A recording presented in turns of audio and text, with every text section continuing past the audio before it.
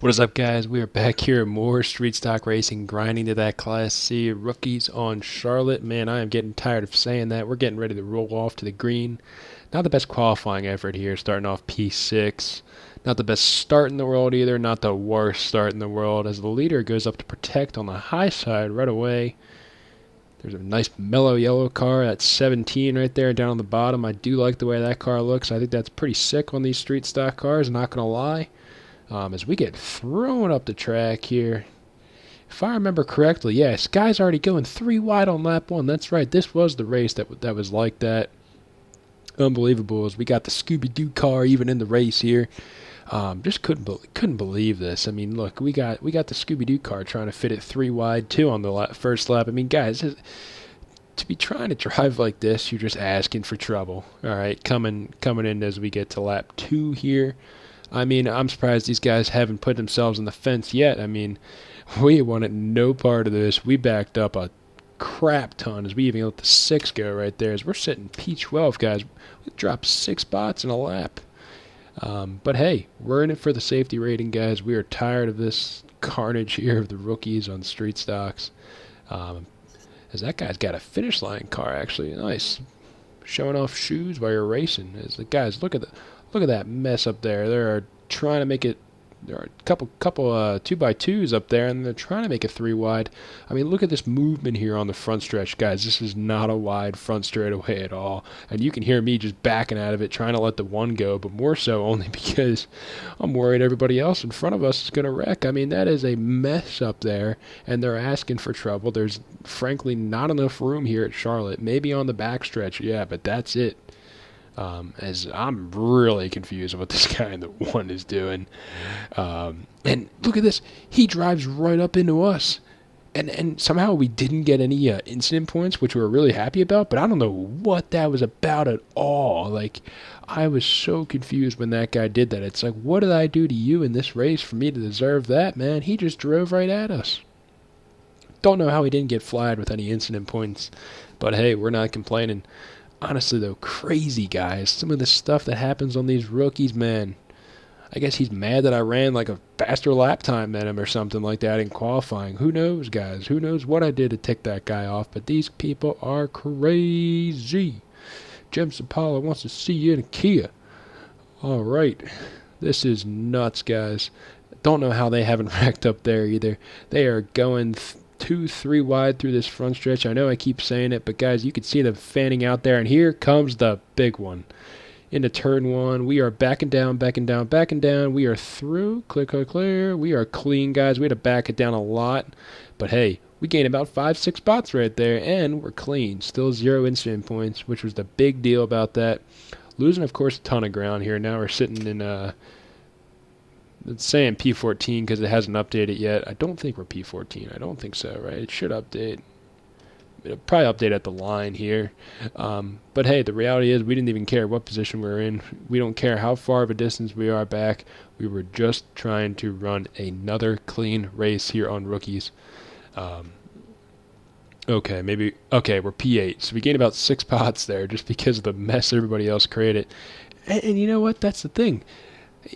I'm driving 3/4. I'm driving 75%, and I'm going to finish better than half the field because I'm not going to cause any mistakes. And that's the big deal and the big learning curve about this game. As I think we're going high because we're letting someone by on the inside. Yes, that one car who drove himself into the wall. Kind of been sloppy past couple laps. Haven't really been on the bottom myself, honestly. I needed to get back into a groove here. I'm hoping I did because this is if you're trying to learn how to drive in street stocks, this is not good. But I think it was kind of me getting lazy with the conservative driving. For me, it's very tough to drive conservatively, and I feel like when I do, my attention span kind of goes away very quickly, and that's definitely what's happening here. But reality is, that's beside the fact. We're in it here for the safety rating.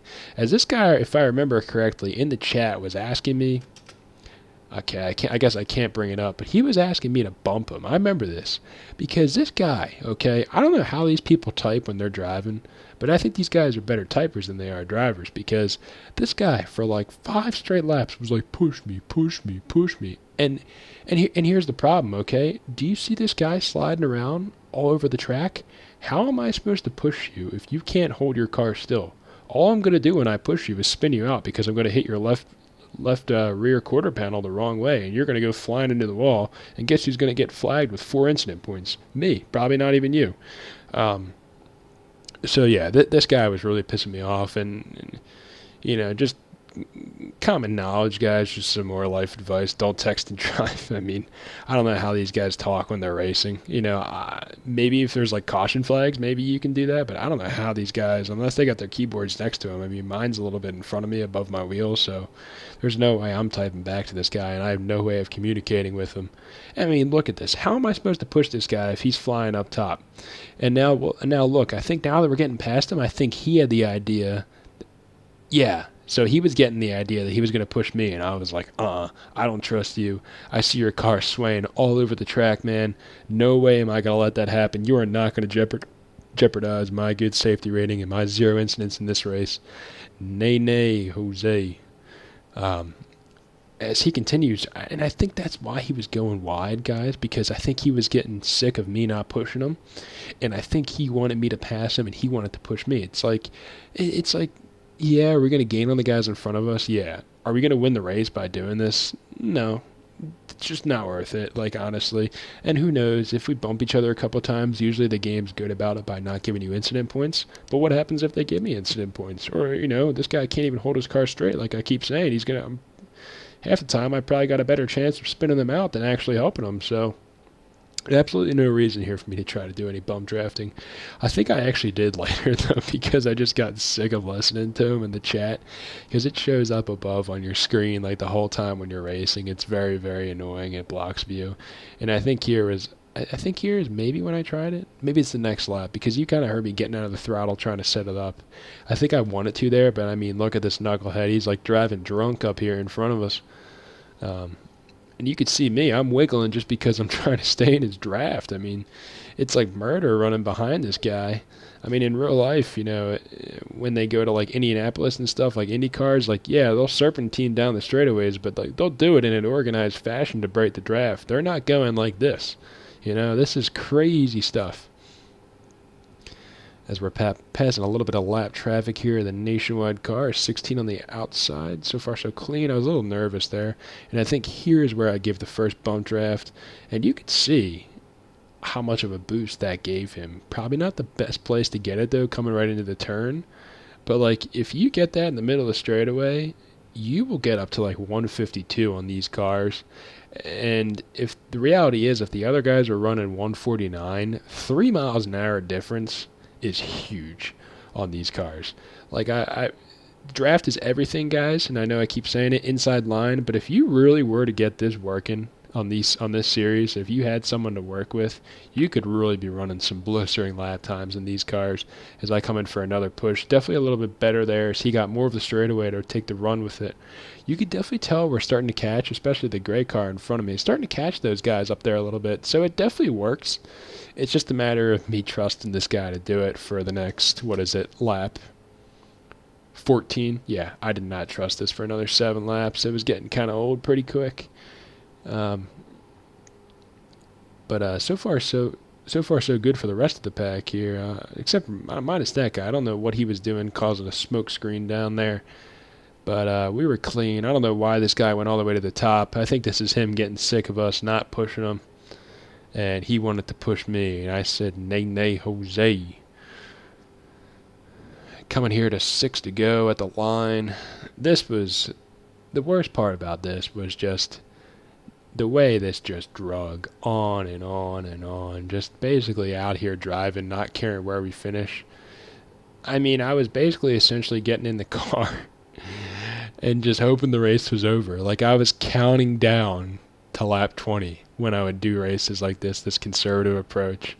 A little bit different because in the other races we were near the front a lot. We had a very viable chance to win most of the times, especially that race where I finished second. I'm still mad at myself about that, but that is the reality we were dealing with here as we come down now to 4 to go, or 5 to go, excuse me. That one car still being a knucklehead in front of us. We're still missing the bottom. We're being sloppy. Just overall, not a very quality race out of me. But hey, 0 incident points. We will take it, guys. We will take it. You can hear me checking up, too, because he can't hold his car straight. So I'm catching this guy so many different times in the straightaway, even after checking up. It was a mess. I mean, I was basically guessing behind this guy, and I think I got so tired of it, I said, what the heck, I'm just going to pass him. And now we got 4 to go here. Charlotte as we cross the front straightaway. Once more. So far, so good in front of us again. Clean everybody out there. Like I said, really just counting down the end to this race. We were just trying to get out of here with no incident points. We got 4 more laps to do it. Is this guy, I don't know if he gives us a bump on this lap or not. Maybe I can go to the outside view here. Yeah, so he's trying to, and I guess another car behind us actually caught up in the draft. That may have been a lap car. I don't think he was on the lead lap, the 13. But this is where I got really nervous because you do not want to bump draft on that like D-shaped cookie cutter trioval right there. If you get a bump draft there, you are flying across the grass, guys. That's the reality of it. I think we get a bump down the back straightaway as that guy behind us is a blinker, unfortunately. Yeah, I think he gives us a bump right here. Yep.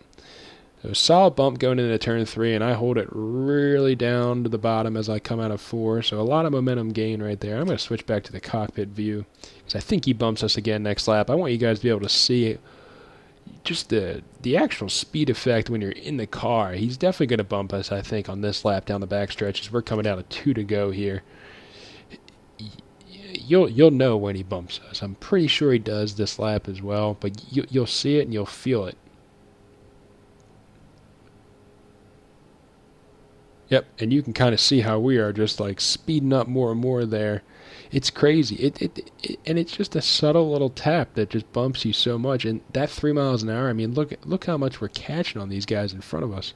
I mean, that's car lengths, guys, as we come to the white flag. We just gained about 4 or 5 car lengths on those guys in about half a lap. It's insane. And if you really got into one of these races and you had help, if you had some guy that you were going to work with, like a teammate or something, you could really do some damage and run some blistering fast laps on this series. As he almost actually wrecked us there. You saw us making the save. I'm not sure what that was all about, but I was content to give him the spot if he really wanted it. He finally took it from us. I just wanted to get the heck away from that guy.